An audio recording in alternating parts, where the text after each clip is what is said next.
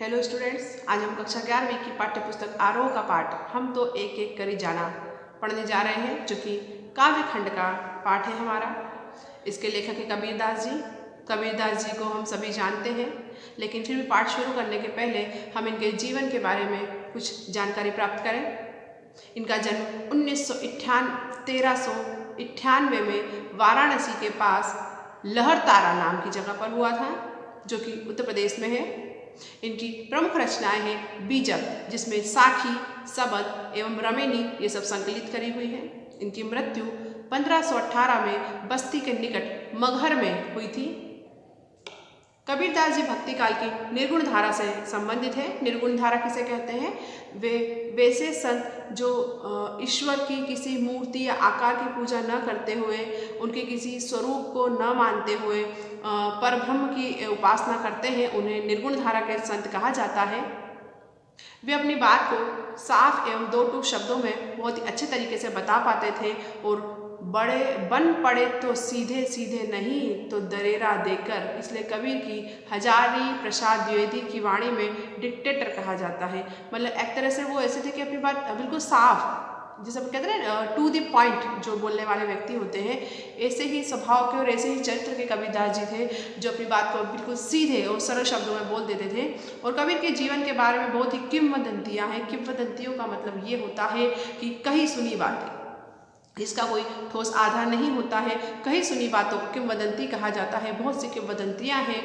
उन्होंने अपनी विभिन्न कविताओं में खुद को काशी का जुलाहा कहा है। जुलाहा जो कपड़े बुनने वाला होता है। और कबीर ने विधिवत साक्षर होने का कोई प्रमाण नहीं है कि वो उन्होंने कहीं से शिक्षा का ज्ञान लिया था लिखने पढ़ने का। और जैसे कबीर की पंक्तियाँ भी प्रमाणित करती है कि उन्होंने लिखने पढ़ने का कहीं से कोई ज्ञान नहीं लिया है। उन्होंने देशाटन और सत्संग से ज्ञान प्राप्त किया है। देशाटन मतलब कि पूरे देश में भ्रमण करना, इधर से उधर घूमना, इससे उन्होंने ज्ञान प्राप्त करा है। और उनकी रचनाओं में नाथों, सिद्धों, सूफी संतों, इनकी सबकी बातों का प्रभाव मिलता है।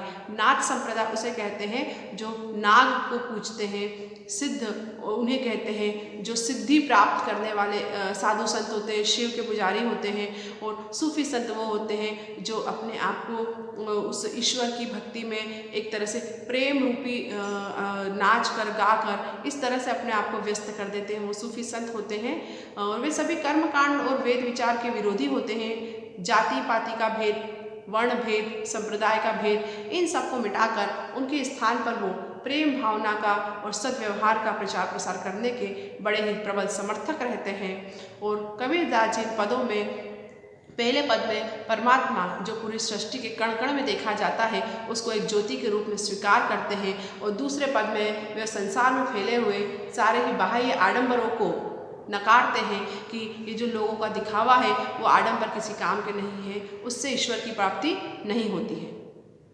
इसके आगे अब हम पहले जैसे ही उनके पदों को पढ़ना शुरू करें, उससे पहले हम इसके कुछ शब्दार्थों पर ध्यान देंगे, जिससे कि पद को पढ़ते समय हमें वो आसानी से समझ में आए।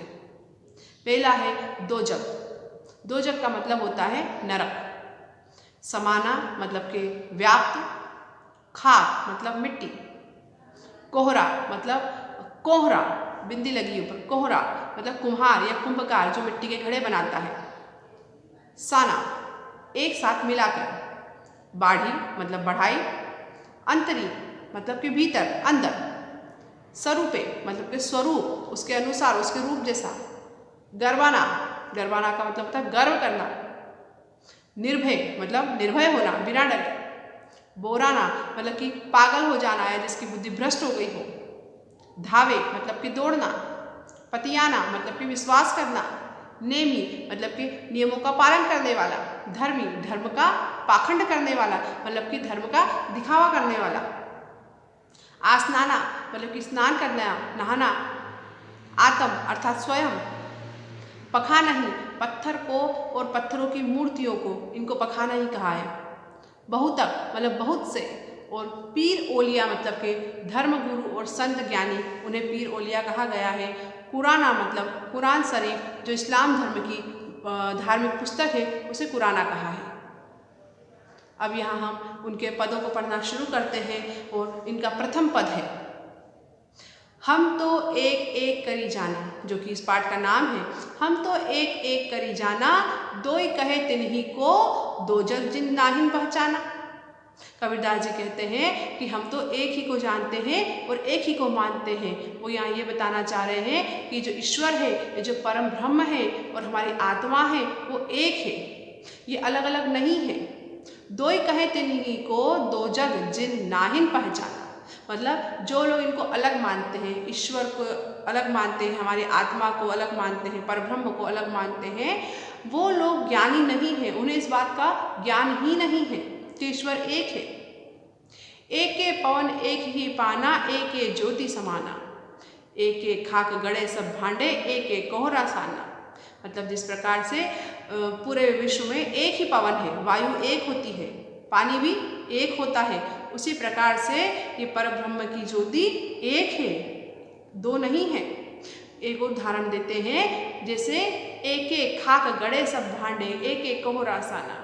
जैसे कि इस जो संसार के जितने भी हमारे शरीर है, नश्वर शरीर है हमारे, ये घड़े के समान है, और इनको घड़ने वाले जो कुम्हार है वो प्रभु ईश्वर है।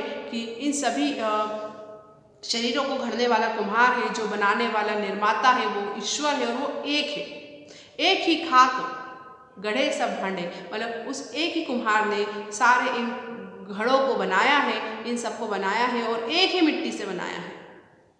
जैसे बाढ़ी काष्ठ ही काटे, अग्नि न काटे कोई। जिस प्रकार से, जैसे बढ़ाई लकड़ी को तो काट सकता है, लेकिन लकड़ी में जब अग्नि जो जलती है उसको नहीं काट सकता। उसी प्रकार से ये जो हमारा शरीर है, ये नश्वर है, ये तो नष्ट हो सकता है, लेकिन इसमें जो आत्मा है वो अमर है, वो कभी नष्ट नहीं हो सकती। सब घटी अंतरी तू ही, व्याप्त धरे स्वरूप सोई। मतलब वो बताते हैं कि हम सभी के घट घट में, मतलब हमारे चारों तरफ जो भी फैला है, जो भी हमारे आसपास है, उस सब घट घट में कौन है? वही ईश्वर व्याप्त है, और उसी ने इन सब चीज़ों का रूप धर रखा है। मेरा रूप धर रखा है, आपका रूप धर रखा है, ये चीज़ें रखी हैं आसपास, उनका रूप धर रखा है, प्रकृति है इसका रूप धर रखा है, ये सारे रूप उन्होंने ही धर रखे हैं, और इस सब घट घट में वो समाये हैं। माया देखी जगत लुभाना, काहे रे नर गरबाना, निर्भय भया कछु नहीं बापे, कहे कबीर दीवाना। मतलब ये जो संसार है, ये माया को देखकर लुभाता है। इंसान जो है, माया मतलब धन संपत्ति को देखकर लुभाता है और गर्व करता है, अपने आप पे अभिमान करता है कि ये तो मेरा है, इतना धन मेरा है, ये पैसा मेरा है। लेकिन वो बताते हैं कि ये सब कुछ काम नहीं आने वाला है, ये सब व्यर्थ होने वाला है, ये कुछ भी तुम्हारा नहीं है, ये सब व्यर्थ है। क्योंकि असली ज्ञान की प्राप्ति और असली आपको जो सुख मिलने वाला है, वो तो कबीर के जैसे दीवाने बनने में ही मिलना है, जो ईश्वर को जान चुके हैं कि ईश्वर एक है, ईश्वर पूरे संसार में सब कण कण में व्याप्त है। इस बात का जिसे ज्ञान है वही गर्व कर सकता है, उसी के पास सच्ची संपत्ति है। इस पहले पद में मतलब कबीरदास जी ये समझाना चाहते हैं कि इस पूरे संसार के कण कण में ईश्वर का व्याप्त है, हमारे अंदर भी ईश्वर है, हमारे बाहर भी ईश्वर है, लेकिन ये सारा ईश्वर और ये सारी परब्रह्म शक्ति जो है वो ब्रह्मांड में एकमात्र एक शक्ति है। इसे दो समझने की गलती भूल जो लोग कर रहे हैं, वो कभी भी ईश्वर की प्राप्ति नहीं कर सकते। इसी के साथ हम कबीरदास जी के दूसरे पद को शुरू करते हैं। दूसरा पद क्या कहता है उनका? संतो देखत जगत बोराना, साचो कहो तो मारन धावे, झूठे जग परियाना। क्या कहते हैं कि संतों को देखकर तो पूरी दुनिया ये पागल ही हो गई है। मतलब कि संतों को रहे ये हमें ज्ञान देंगे, ये हमें रास्ता दिखाएंगे, मतलब सभी लोग ऐसे जानते हैं कि साधु संत से हमें हमारा उद्धार कर सकते हैं, लेकिन वो बोलते हैं कि ये जो संसार है वो तो पागल हो गया है। क्यों? क्योंकि अगर उनके सामने सच्ची बात कहो, दुनिया के सामने सच्ची बात कहो, तो वो हमें मारने दौड़ते हैं, और जो झूठ बोलते हैं उन्हें सिराखों पे बिठाते हैं, उन्हीं की बात पे विश्वास करते हैं। नेमी देखा धर्मी देखा, प्रात करे स्नान। मतलब कबीरदास जी बोलते हैं मैंने इस संसार में नियम धर्म करने वाले जो धर्मी लोग हैं, जो धर्मात्मा हैं, जो ईश्वर की उपासना करने वाले हैं, रोज़ सुबह शाम स्नान करते हैं, स्नान करके अपने शरीर को स्वच्छ करते हैं, निर्मल करते हैं, उन सबको तो मैंने देखा। आत्म मारी पखा नहीं पूजे, उनमें कछु नहीं ज्ञाना। मतलब शरीर तो वो नहा धोकर सुबह शाम स्नान करके स्वच्छ कर लेते हैं, निर्मल कर लेते हैं, लेकिन जो उनकी आत्मा है उनको पखा नहीं पूजे, मतलब उसी को उन्होंने साफ धोया नहीं है, उसी के मेल को उन्होंने साफ करा नहीं है। तो क्या मैं उन लोगों से पूछूं क्या उनके पास कुछ ज्ञान है? वो बोलते हैं उनके पास कोई ज्ञान नहीं है, क्योंकि वो सिर्फ नियम धर्म का दिखावा करते हैं, आडंबर करते हैं, लोगों को दिखाते हैं कि हमने नहा धोकर सुबह पूजा पाठ करी, दिन भर पूजा पाठ करी। ये सब क्या है? दिखावा है, उनके पास ज्ञान नहीं है। इसी बात से वो संसार के लोगों को सचेत करना चाहते हैं, ऐसे पाखंडी लोगों से बचाना चाहते हैं। आगे क्या कहते हैं कबीरदास जी? बहुतक देखा पीर ओलिया, पढ़े किताब कुराना, के मुरीद तदबीर बतावे, मैं उन्हीं तो जाना। मतलब बोले मेरे बहुत से पीर ओलिया देख लिए, मतलब मैंने बहुत से साधु संतों को देख लिया है जो किताबों को, कुरानों को सबको पढ़ते हैं, धार्मिक ग्रंथों को पढ़ते हैं, लेकिन क्या वो मुझे बता दे कि उन्हें सच्चा ज्ञान क्या है तो मैं उन्हें जानूं। आगे क्या कहते हैं?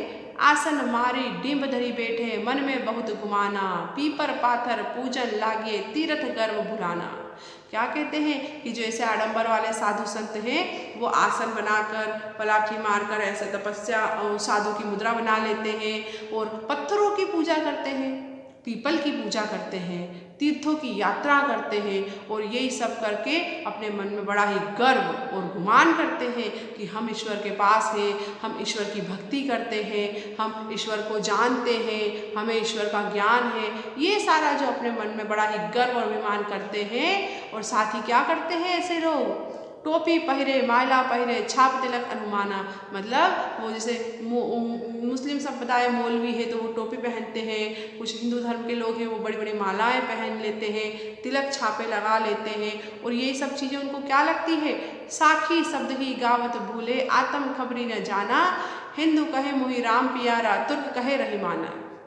मतलब इन सब के साथ ही वो अलग अलग भजन कीर्तन गाते हैं, लोगों को रिझाते हैं और लोगों को अपने वश में करते हैं। ये सब भजन कीर्तन सुना सुना के और हिंदू लोग कहते हैं कि मुझे तो राम प्यारा है और तुर्की लोग कहते हैं कि मुझे तो रहीम प्यारा है। और यही सब बोलकर आपस में दो लरी लरी मुए, मर्म न काहू जाना, घर घर मंत्र देत फिरत है, महिमा के अभिमाना।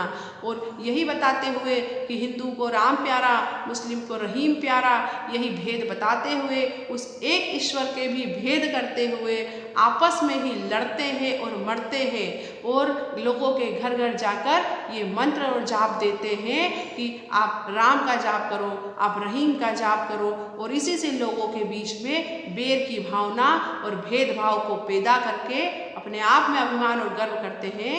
और इसी के साथ कवि आगे कहते हैं, गुरु के सहित सिख सब बूढ़े, अंतकाल पछताना, कहे कबीर सुनो हो संतो, ए सब मर्म भुलाना, केतिक कहो ना कहीं माने, सहज सहज समाना। लेकिन ऐसे गुरुओं के पीछे जो भागते हैं वो अंत समय में पछताते हैं, क्योंकि अंत में इनके हाथ कुछ नहीं आता है। वास्तव में आपको कबीर कबीर कहते हैं मेरी बात सुनो और ये सारे भेद भाव सबको छोड़ो, जाति पाति मर्म के भेदभाव को छोड़ो और सहज ही उस ईश्वर जो एक है, पूरे संसार की सृष्टि एक है, उस ईश्वर को मानो और वही ईश्वर आपके हृदय में है, उसको मानो।